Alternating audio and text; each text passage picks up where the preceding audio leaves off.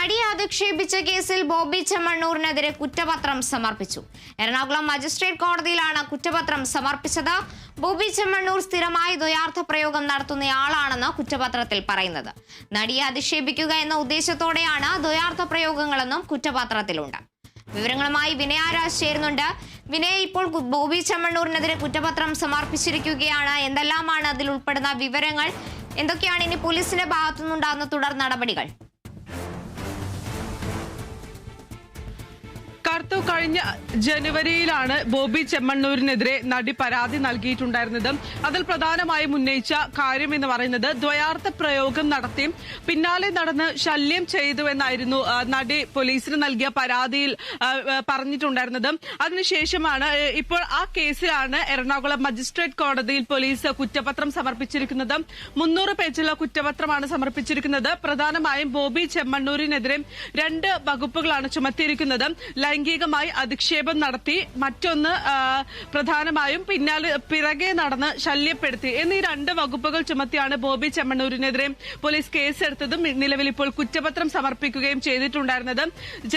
കഴിഞ്ഞ ജനുവരിയിലാണ് കേസിന് ആസ്പദമായ സംഭവം നടന്നതും പിന്നീട് നടി പരാതി നൽകുകയും ചെയ്തിട്ടുണ്ടായിരുന്നത്.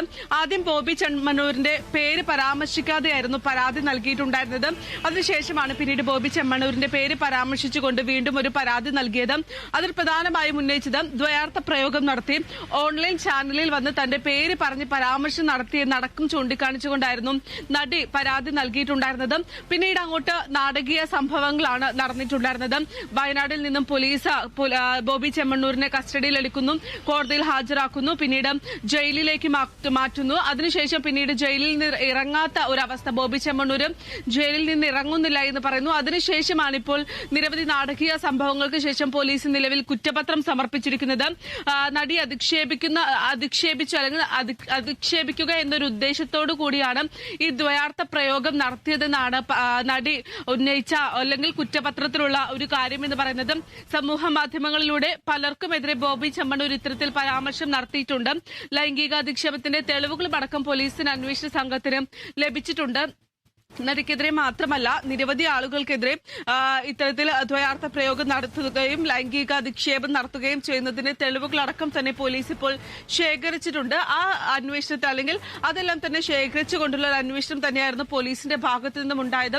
ജനുവരിയിൽ എടുത്ത കേസിലാണ് ഇപ്പോൾ ഉടനെ തന്നെയാണ് പോലീസ് കുറ്റപത്രം സമർപ്പിച്ചിരിക്കുന്നത് എന്നതും ഏറ്റവും പ്രധാനപ്പെട്ട ഒരു കാര്യം തന്നെയാണുള്ളത്. കൂടാതെ തന്നെ നടിയുടെ പരാതിയിൽ കൊച്ചി സെൻട്രൽ പോലീസ് കേസ് എടുത്തിട്ടുണ്ടായിരുന്നത്. ബോബി ചെമ്മണ്ണൂരിനെ പിന്നീട് അറസ്റ്റ് അടക്കം ചെയ്തിട്ടുണ്ടായിരുന്നത് കൊച്ചി സെൻട്രൽ പോലീസ് ആയിരുന്നു. പിന്നീട് അറസ്റ്റ് ചെയ്തതിനു ശേഷം ജയിലിൽ പോകേണ്ടി വരുന്നു. അതിനുശേഷം പിന്നീട് ജാമ്യം ലഭിക്കുന്നു. ജാമ്യം ലഭിച്ചതിനു ശേഷം ജയിലിൽ നിന്ന് ഇറങ്ങാൻ കൂട്ടാക്കാതെ നിൽക്കുന്നതടക്കം ഇത്തരത്തിലുള്ള കാര്യങ്ങളടക്കം ഉണ്ടാകുന്ന ഒരു സാഹചര്യം ഉണ്ടായിരുന്നു. നിലവിൽ എന്തായാലും ഇപ്പോൾ കേസിൽ പോലീസ് കുറ്റപത്രം സമർപ്പിച്ചിരിക്കുകയാണ്. എറണാകുളം മജിസ്ട്രേറ്റ് കോടതിയിലാണ് കുറ്റപത്രം സമർപ്പിച്ചിരിക്കുന്നത്. ശരി, നടിയെ അധിക്ഷേപിച്ച കേസിലാണ് ബോബി ചെമ്മണ്ണൂരിനെതിരെ ഇപ്പോൾ കുറ്റപത്രം സമർപ്പിച്ചിരിക്കുന്നത്. എറണാകുളം മജിസ്ട്രേറ്റ് കോടതിയിലാണ് പോലീസ് കുറ്റപത്രം സമർപ്പിച്ചിട്ടുള്ളത്. വിനയരാജാണ് വിവരങ്ങൾ നൽകിയത്.